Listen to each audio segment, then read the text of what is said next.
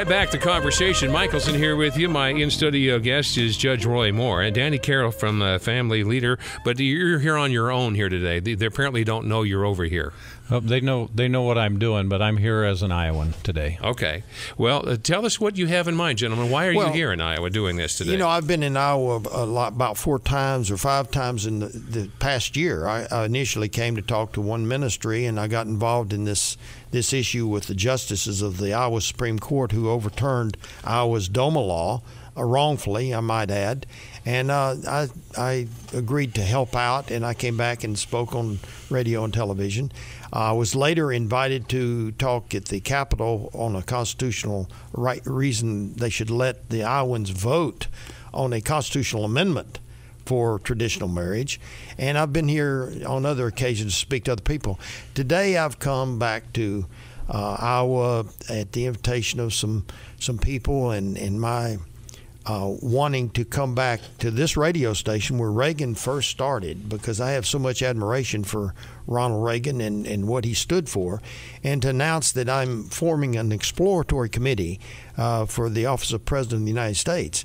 And I'm doing this for a number of reasons. One, I think that this country is in a moral, economic, and constitutional crisis, and it's the leadership is divided by petty party politics and quite frankly, it's special interest agenda. And we see that our country is going nowhere. The people of this country are tired of politicians who are doing the same thing, whether they're Republican or Democrat, and leadership that is dedicated more to principle or more to power, holding the power of the office, than to principle. A little bit about myself. I'm married, been married for 25 years. I have 4 children, 3 grandchildren, which are delightful to have if you've never had any, because there are less problems. Yeah, because you can always drive home and leave them there. I believe in family as the basis of our country, and I see families being destroyed. I see an attack on marriage. I stand for the Defense of Marriage Act passed by Congress in 1996, and I wish our president would too. I believe in the right to life. And I think the opinion in Roe versus Wade was an anomaly. It was against the Constitution, and it can be shown where that right came from. I believe that we need jobs in our country again. I've looked in Iowa, and you know Iowa's such a beautiful state, but even in Iowa, manufacturing jobs many times have been taken away. You go up to the Northeast or the Southeast or the West, and you can see we've lost jobs. Why? Well, we've instituted all these free trade agreements that have done nothing but let industry move to other places, and we've suffered accordingly. So we need to return jobs to our country, and I think that we can do that. I think we've got a bad tax system, and we need major tax reform. I've looked at things like the flat tax, the fair tax. There are a lot of options that we can turn to, and investigate a better tax system if we have to have taxes at all. Part of the problem is we're ignoring the Constitution of the United States. Separation of powers and checks and balances was meant to forbid the accumulation of power in any one branch. We've got the system of the right of the states to govern the health, safety, and welfare of its citizens, and we're neglecting the 10th Amendment. Federal government has grown in such size, scope, and authority that it's trying to take over everything, to include education. And we've got to stop these things. So did I understand you just declared that you want to be president? Well, I've just declared I'm going to form an exploratory committee to investigate that proposition, yes. Is this an announcement you just made here? It's the first time I've made it, yes. Okay, that's really kind of cool. And I understand why you're doing it, but why am I doing it here? Yeah. Why? Well, I think this station, I really have a high regard for this station and for the state of Iowa. You know, Iowa has been a model state. Even in this last retention vote on the justices, they've done something that hadn't been done before. They removed justices because they had ruled against the law.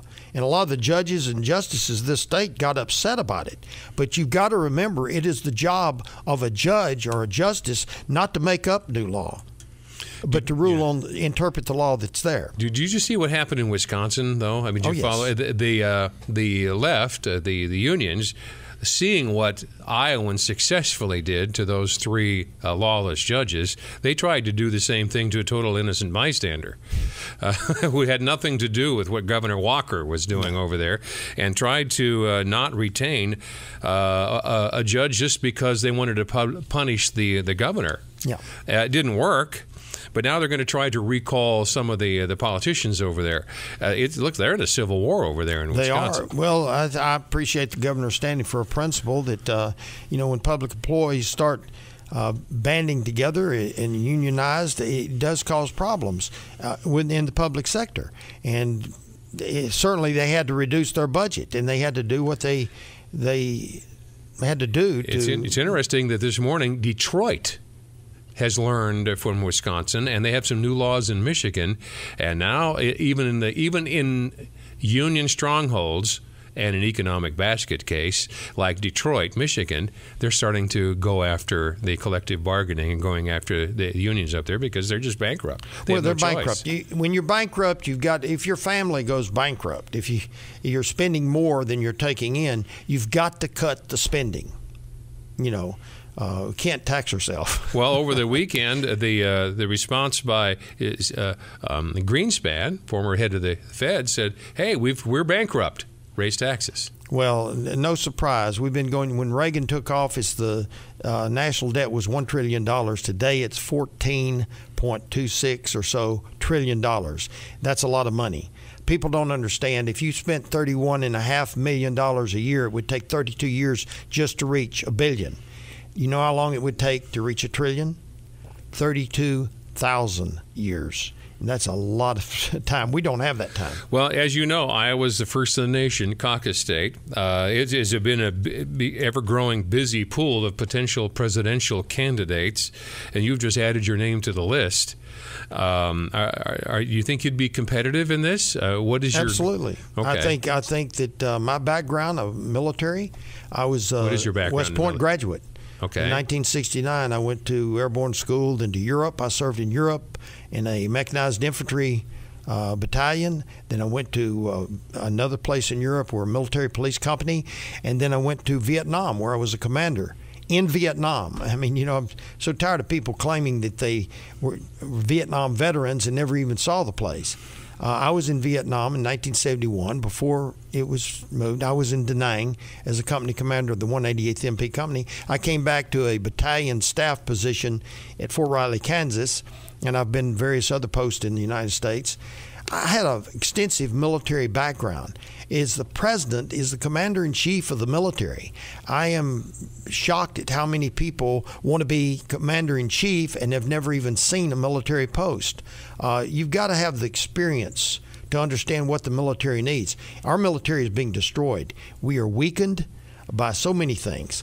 There's a lot of waste, agreed, in all branches of the government, the way the money is spent. But, we've neglected updating our weapons and major things that we need in the military. And now we see a president that's pushing open homosexuality in the military. Well, most military does not stand for that, despite what his own surveys would say, which you can imagine where they come from. Our military is being destroyed, and we've got to retain a strong military. Well, what I'll do here, when you came in here this morning, I thought the conversation would go one way. You've taken us in a completely different direction.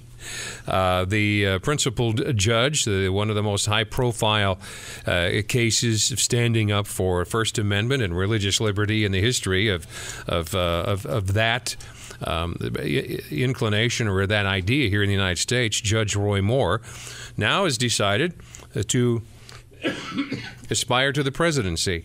And folks, he's just tossed his hat into the ring. If you have questions or comments about anything that he's raised so far, join us right now after our farm markets. We'll reconvene the conversation. This is your opportunity to welcome him to Iowa with your vantage point at 284-1040 or 800-469-4295. Back in a moment.